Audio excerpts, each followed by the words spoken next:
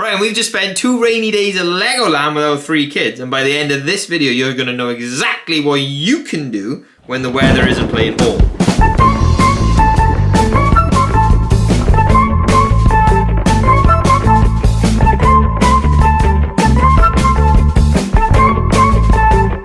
This is what my memory of Legoland from when I was a kid.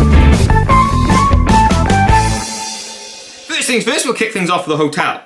If you're not looking at staying at Legoland, I highly recommend you giving it a go if you want the full experience. Then feel free to skip ahead in the video. One of the best parts about Legoland is the fact they immerse you in the full experience right from the get-go. Even as you arrive at the hotel, you look up and then this big dragon there. They want you to have that dream holiday from the moment you arrive. And it's great that they give you that experience immediately. Things to do the moment you walk through the doors. There's Lego in the foyer. Actually, there's Lego everywhere. There's Lego in the hotel room. There's Lego at breakfast. Not to play with, there's like Lego figures and stuff everywhere. But, you know, it's Legoland.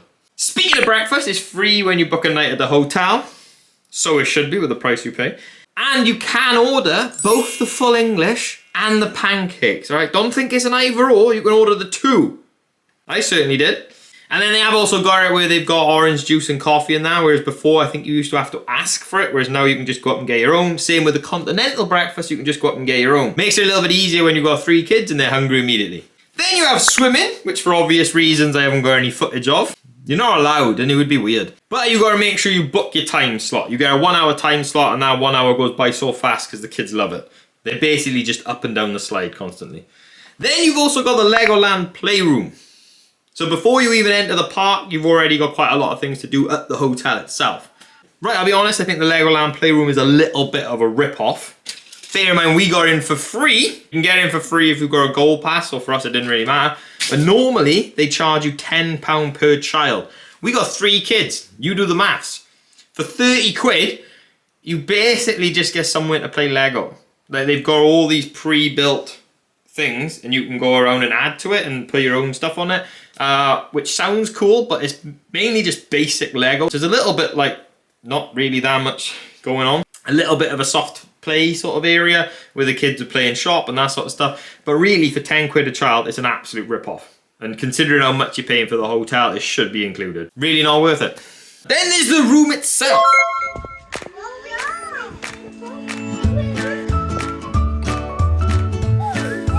In we go. Bed. Monkey. Coffee. Oh yeah, so let's all pile into the toilet. Hello, how's it going? Oh yeah, accessible room better now. Yeah. There's a car park if anyone's interested in that. They solved the little riddle. And now they got some free Lego magazine. So Legoland has all these different themed rooms. You've got Lego Friends, Kingdom, Adventure, Ninjago, or is it Ninjago? Ninjago. And Pirates, which is the only one we've ever stayed in. I think the Pirates one is usually cheaper, I'm not sure. We paid about £170 for 1 night stay in Legoland. And obviously because of the Gold Pass, we could go into Legoland itself for 2 days. Normally, they only allow you 1 day's park access with a hotel stay, unless they've got some sort of deal on. I wouldn't go for 1 day personally, because it's too much to do. £170 ain't a bad deal, considering we're a family of 5. You go out there and try and find a hotel for a family of 5, just a bog standard one, and you're already talking quite a bit. You do save quite a bit with the Merlin passes. I've just found a random night stay in the Legoland Hotel in February, and with the Merlin pass, it's £259. Without the Merlin Pass, it's £411. So yeah, the Merlin Pass does save you a little bit of money. You also get 20% off food in Legoland itself, but we barely use that, and I'll explain why later. You can book a travel lodge for like 35, 40 odd quid, but you're not going to get the full experience in the travel lodge. So if you are 2 adults, 2 kids, and you want to save a little bit of money, maybe do the travel lodge, but if you want the full experience, then, you know, go for it and just go for Legoland. Now for Legoland itself! Woo! So yeah, not the nicest day to be at Legoland. It could be worse. On the plus side of it being so rainy, it hopefully means there ain't going to be many queues today. Is there a lot of rides that are indoors? No. No? Well, we'll find out, won't we? So there's quite a lot of indoor things to do at Legoland if the weather is a little bit rubbish. We had it a little bit on and off. We had quite a bit of rain coming in and then the occasional bit of sun. So it meant that we could do the indoor bits, come out, jump on the outdoor stuff. Usually the water rides and stuff like that are closed when it's rainy. So you're automatically going to miss them out. Ones like that Hydra, which is actually quite cool. You've got the following indoor things to do at Legoland. You've got the Haunted House, which the kids loved. The Brick, which is the building by the mini land. We never went in there, but it looked alright. Lego Ferrari build and race. There's actually quite a lot to do in there. You could easily spend half hour, 45 minutes in there building different cars and going down the ramps and all the other little games that they got in there. Our kids loved it, and Archie did kick off quite considerably when we finally had to leave. Standard. Flight of the Sky Lion. I would recommend going to that as soon as you get into Legoland, because that's one of the ones with the busiest queue. So if you've got a younger kid like we've got with Teddy, who's 2, and he can't go on it, you're better off splitting up. So one parent take 2 kids on that, the other one take the other kid and go do something else, because we were probably on there between queuing and the actual ride about 45 minutes. Lego Studio 4D. I don't think we've ever done it, but there's that to do if you want. Ninjago the ride.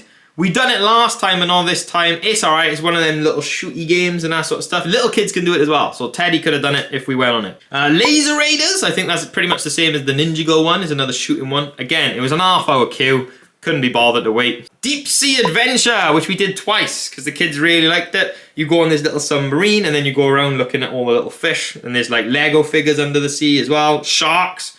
So if your kids like looking at fish and animals, then there we go. And then the Duplo Valley Theatre. We watched Red Riding Hood. It's basically like a 15-minute panto. If you like panto, you might like that. And lastly, we've got the Dragon, which is a little bit tucked away because it's in the big castle and you don't really see what the ride's like, and then you go on there and then all of a sudden it's like, oh, it's an actual roller coaster. And that was quite good. Legoland are also really good with the whole parent swap thing. So all 5 of us queued for that. I went on with Archie. And then Rachel waited, and then when I got off, her and Isabel went off and she passed Teddy to me, and then we waited for them to come off. So it's quite good that you can all queue together and then just do the whole swap thing. I would also recommend downloading the app before you go, because it will give you up-to-date queue times. It'll tell you where the nearest toilet is, where food is, where you are in the park and what rides are near. So is Legoland worth it with 3 kids? Worth is a hard one to answer, because it depends on you, innit? I'll be honest, Legoland does get a lot better once a kid hits 1 meter, because then it opens them up to what they can go on. A lot of the times then they have to be with an adult, but they can go on more things. Whoop, whoop, now we gotta do it again. Right, moving on, we're gonna go try and find some stuff for Teddy to go on, since he couldn't go on that, or the other roller coaster. Basically, once you hit 0.9 meters, you're probably alright for a lot of stuff. You're not quite there yet, you. You're like 0.8. Not far off. Yeah? If they've hit 1 meter, they can then go on the pirate ship, which they might not want to, because I would too hate it and love it at the same time. They hate it whilst they're on it, they come off, they're like, oh my god, it's the best thing ever. On the pirate ship, Hydra Challenge, the Dragon, Pirate Falls, quite a few others as soon as they hit that 1 meter mark. Legoland can get quite expensive though, and I highly recommend you bring your own food. I'll say it again, bring your own food. It's a rip-off, mate. Oh, how expensive do you think waffles are? Yeah, what is it? I wanted to ask you for some.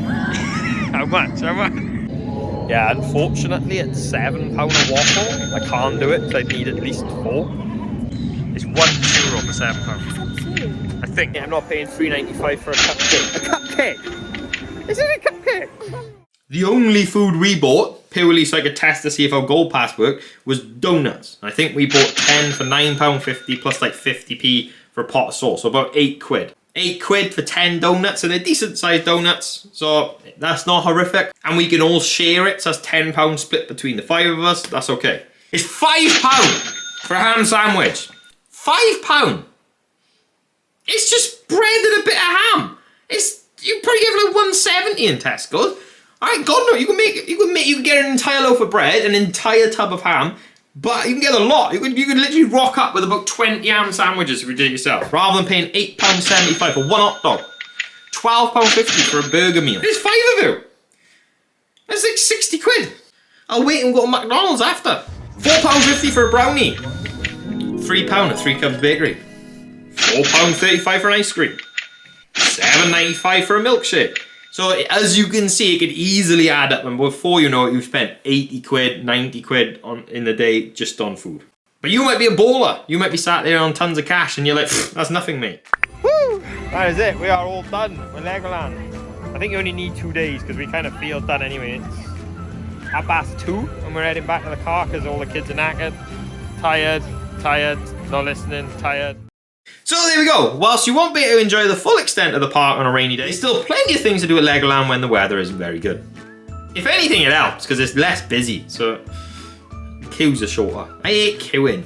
Alright, queuing's crap. And thank you for watching. Since you watched this video, you may as well just subscribe to us now. You're this far in. You may as well just, there's a subscribe button somewhere. I'll do this. And then watch all our other videos, I guess. I've been Ross. That's it, isn't it?